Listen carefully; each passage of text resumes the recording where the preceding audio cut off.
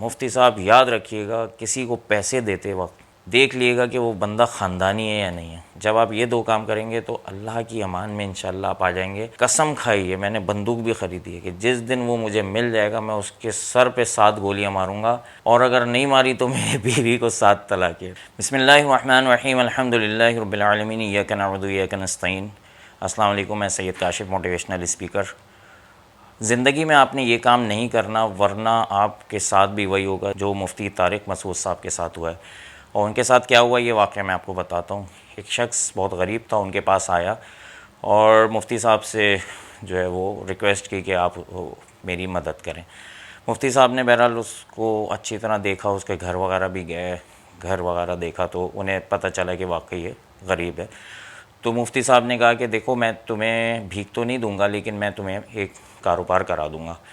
تو اس شخص نے کہا دیکھیے بھیک تو میں بھی نہیں لیتا کیونکہ میں ایک خاندانی آدمی ہوں. تو مفتی صاحب نے کہا یہ خاندانی کا جو ورڈ ہے نا یہ میں نے وہاں سے پہلی بار سنا.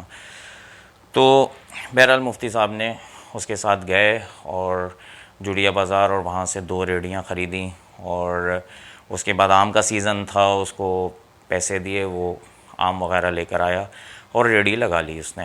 اچھا طے یہ ہوا تھا کہ 20% جو ہے وہ مفتی صاحب کو اس کا پروفٹ دے گا وہ. تو وہ ایمانداری کے ساتھ کام کرنا شروع ہو گیا اور دن دوگنی رات چوگنی ترقی کرنا شروع کر دی اس کی ریڑھی نے. اور اس کے بعد پھر ایک دن وہ آیا اور اس نے کہا مفتی صاحب میں چاہتا ہوں کہ ایک ہم گودام لیں. تو مفتی صاحب نے چونکہ اس کی محنت دیکھی تو اس بات پہ ایگری ہو گیا، اور پھر انہوں نے گھر کے قریبی ایک گودام لے لیا اور اس میں بہت سارے پھل فروٹ اور سبزیاں وغیرہ رکھ لیں، اور پھر اس میں اور ورکر بھی رکھے اور اس کا بیٹا بھی آ گیا. تو کافی اچھا اس کا ٹرن اوور ہونا شروع ہو گیا. تو مفتی صاحب بھی کافی خوش ہوئے. اس کے علاوہ مفتی صاحب کے پاس ایک اور شخص آیا اور اس نے کہا کہ اب ہمیں بھی جو ہے وہ ہم چاہتے ہیں کہ ہم بھی انویسٹ کریں. تو مفتی صاحب نے بہت زیادہ تو نہیں، ایک آدمی جو تھا وہ قاری صاحب کوئی تھے، ان کا بھی انویسٹمنٹ اس میں لگا دی. تو کافی اچھی جو ہے نا ارننگ ہونا شروع ہو گئی تھی. اب یہ یہاں تک بات آ گئی کہ اب ہمیں اپنا مال ایکسپورٹ کرنا چاہیے. کب تک ہم ملک میں جو ہے یہ کام کرتے رہیں گے، اب ہمیں پوری دنیا میں اپنا مال بھیجنا چاہیے. تو یہ بڑے زبردست پلان چل رہے تھے کہ وہ شخص آیا اور مفتی صاحب سے کہنے لگا کہ مفتی صاحب مجھے جو ہے وہ 15 دن کے لیے ذرا جانا ہے، تو مال مجھے جو ہے نا آج اتروانا ہے، کل میں آپ کو پیسے واپس کر دوں گا اور اس کے بعد اپنا چلا جاؤں گا. مفتی صاحب نے کہا ٹھیک ہے. تو حج کے پیسے ان کے پاس جمع تھے، وہ انہوں نے اس کو دیے. اچھا وہ کرتا کیا تھا کہ جتنا بھی پروفٹ ہوتا تھا نا، تو جیسے 1 لاکھ روپے کا پروفٹ ہو گیا تو 3 لاکھ کی انویسٹمنٹ کراتا تھا. اب چونکہ جب پروفٹ ہوتا ہے تو انسان انویسٹمنٹ بھی کرنے کو تیار ہو جاتا ہے، بزنس ایکسپینڈ ہو رہا ہے. تو یہ کرتا تھا کہ اب 3-4 لاکھ کا پروفٹ ہونا شروع ہو گیا تو کچھ عرصے بعد وہ 10 لاکھ کی انویسٹمنٹ جیسے کروا رہا ہے. جیسے مفتی صاحب نے کہا تھا تو اس سے یہی ہے کہ وہ جو ہے انویسٹمنٹ کراتا رہتا تھا کہ کاروبار کو بڑھانے کے لیے جو ہے نا انویسٹمنٹ کراتا تھا. تو ان کے پاس حج کے پیسے تھے. انہوں نے کہا کہ بھائی دیکھو یہ میرے حج کے پیسے ہیں، یہ ایسا نہ ہو ادھر ادھر ہو جائیں. تو اس نے کہا کہ دیکھیں مفتی صاحب، ایک شخص جو ہے مسلمان یہ سوچ بھی نہیں سکتا کہ کسی کے حج کے پیسے کھائے. اور مفتی صاحب یاد رکھیے گا کسی کو پیسے دیتے وقت دیکھ لیے گا کہ وہ بندہ خاندانی ہے یا نہیں ہے. تو مفتی صاحب کو کافی اس بات پہ یقین ہوا، انہوں نے وہ پیسے اسے دے دیے. اب وہ جناب چلا گیا کہ بھائی کل جو ہے وہ واپس کر دے گا پیسے اور آج مال اتارنا ہے اسے. تو اگلے دن جب گودام گئے مفتی صاحب تو نہ وہ بندہ تھا، نہ مال تھا، نہ کچھ تھا. تو مفتی صاحب بہت شوق ہوئے، یہ ہوا کیا کہ یہاں تو کوئی نہ مال ہے اور وہ بندہ بھی پتہ نہیں کہاں گیا. تو آس پاس سے معلوم کیا تو پتہ چلا کہ ان کے بھی کافی پیسے اس نے لیے ہوئے ہیں. تو پھر یہ پتہ چلا کہ اس نے پورے محلے سے پیسے ویسے لیے، جس سے جو مل سکتے تھے وہ ملے.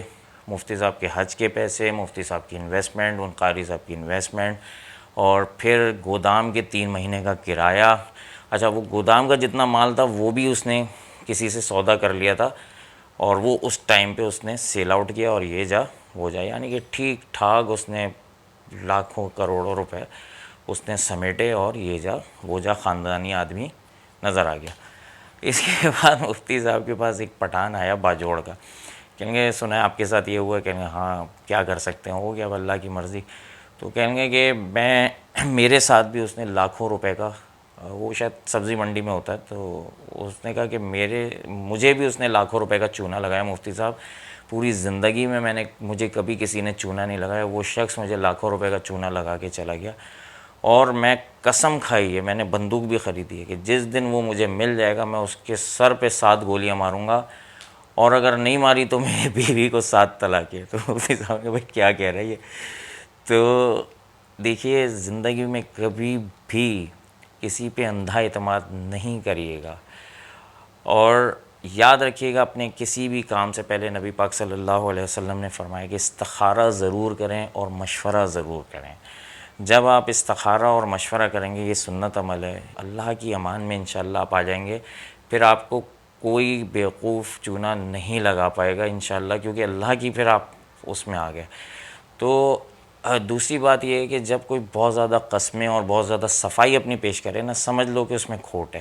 جیسے ہمارے یہاں بورنگ کے لیے ایک شخص آیا تھا، تو وہ بہت قسمیں کھا رہا تھا کہ میں لا الہ الا اللہ محمد رسول اللہ، میں بالکل ایسی بورنگ آپ کو کر کے دوں گا۔ میں نے کہا دیکھو، تم اپنی بات کو سچا ثابت کرنے کے لیے کلمے کا سہارا لے رہے ہو، اور ایک سچے آدمی کو اس چیز کی ضرورت نہیں ہوتی کہ وہ جو ہے وہ کلمہ پڑھ کے اپنے آپ کو سچا ثابت کرے۔ تو وہ کہیں گے آپ مجھے جھوٹا سمجھتے ہو؟ میں نے کہا بھائی آپ سے کام نہیں کرانا، آپ جاؤ۔ تو اگلے دن دوسرے بندے کو بلایا، اور وہ بالکل اس نے کوئی ایسی بات نہیں کی، سیدھی بات کی اس نے کہ یہ لوں گا، میں اتنے پیسے لوں گا اور اتنے دن میں کام کر کے دوں گا۔ تو ہم نے اس سے کروایا اور بہت زبردست کام کیا۔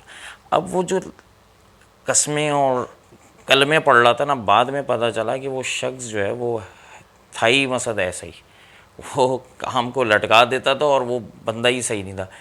تو جب بھی آپ بندے کو پرکھنے کا طریقہ بھی یہی ہوتا ہے، بہت زیادہ جو صفائی پیش کرے نا، آپ خود اپنے اوپر دیکھ لیں کہ کہیں آپ کو جھوٹ بولنا ہوتا ہے نا تو آپ صفائی بہت زیادہ پیش کرتے ہیں، اور جب آپ کہیں سچے ہوتے ہیں تو آپ کھری بات کرتے ہیں۔ آپ مثلا کبھی ایسا نہیں ہوتا کہ آپ جو ہے اس میں پھر وہ قسمیں کھائیں، آپ کھری بات کرتے ہیں، ٹھیک ہے؟ یہ آپ اپنے اوپر بھی رکھ کے دیکھیں۔ تو جب کوئی بہت زیادہ قسمیں کھائے اور بہت زیادہ جو ہے وہ آپ کو یقین دلانے کی کوشش کرے، تو پھر سمجھ جائیں کہ کوئی نہ کوئی پرابلم ہے یہاں پر۔